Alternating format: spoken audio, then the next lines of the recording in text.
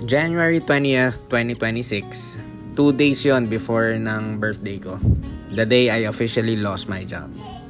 For 2 months now, everything seemed uncertain.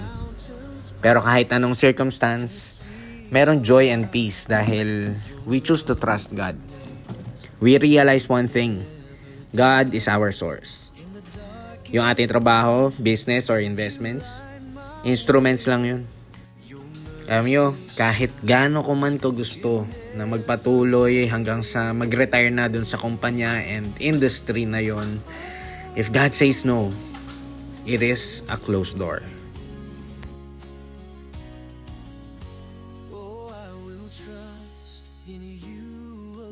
Yeah, praise God. Ayun na. Daming kalawang. Nakuha ko na yung problem. Yung solution sa problem. Guys, andito si April. Ito yung titikman ko yung bagong black barley namin. Natikman ko na yung Ang ganda barley ng kulay. fusion. Talaga? Okay. Sige. Hindi siya Habang may inayos gas. ko, ito, inayos ko yung May mo sasakyan muna. natin bago kami magpunta ng Baguio. Just making sure na maayos ang kondisyon, ang Smell tubig. first, smell. May Amoy. gulay. Seaweed, mas mabango siya. Sige, sige. May kasi, dumi ng kamay ko. Amoy mo na. Ay, tikba mo na. Ganda ng consistency.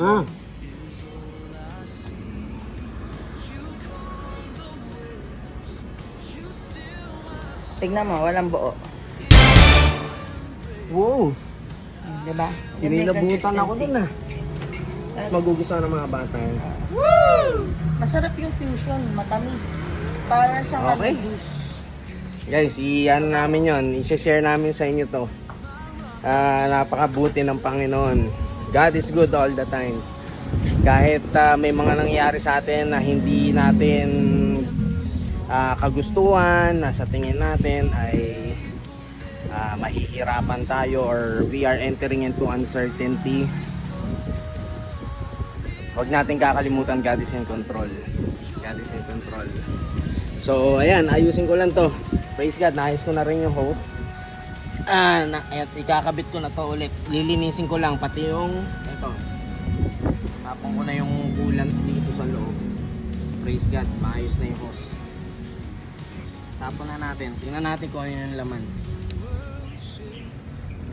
Makulay. Tapon na natin dito sa lupa. Kasi siya hindi na pakulay na tapon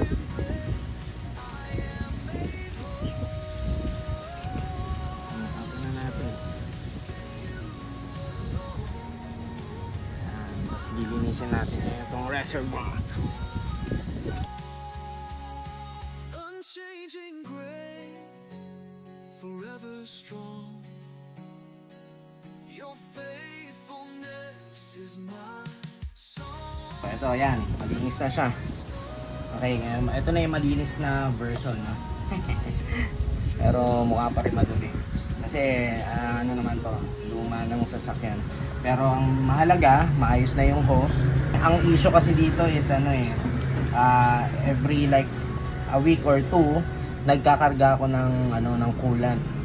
So half liter to 1 liter. Okay, minsan umabot nga ako 2 liters yung kinarga ko. Yun, hinahanap ko, dinadiagnose ko kung ano yung issue.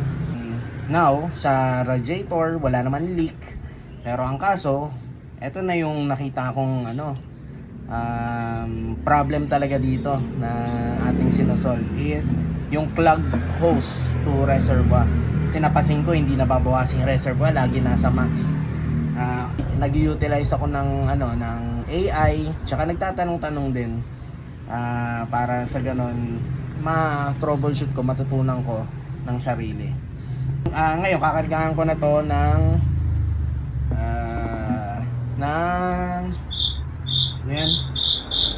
coolant.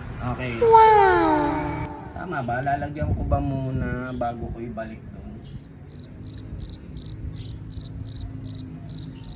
Hindi, kakabit ko muna. Kakabit muna natin to doon kasi mahirap ikabit pag may laman. Tatapon. Sige, sige. March 12, 2026. another door opened for us. It only took 2 days of prayer and quiet time namin ni April, and we finally signed up with Ascendra International. We believe this is God's leading for Tribo Mercado. Our mission, to work together as a family, honoring Jesus and blessing others. Let's go! Sa mga ganito hindi ako masaya. Sinusubo ko to, hinihigop ko. Ay, higop. Hinihipan ko. Okay, mano-mano. Pakinggan nyo ah. Diba? Pakinggan nyo. Oy, sabihin. Meron na tayong clear passage, okay, to the reservoir. Praise the Lord. Kakabit ko na ngayon.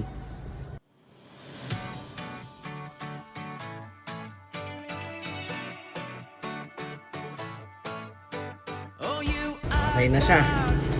So, the moment of truth. Test lang natin. I-start natin yung makina.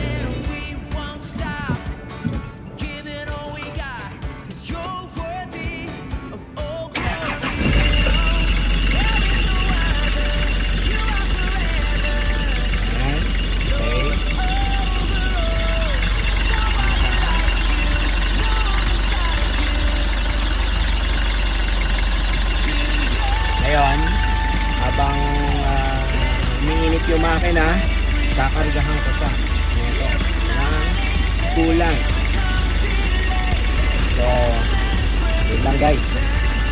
Just sharing yung aking pinagkakabalahan ngayon na walang work. Okay, so I'm trying to make my time worthwhile by attending dun sa mga bagay na hindi ko nagagawa kapag may trabaho ko. God bless you. Ng makina oh. Lakas yan. Nakakit namin to ng Baguio this weekend.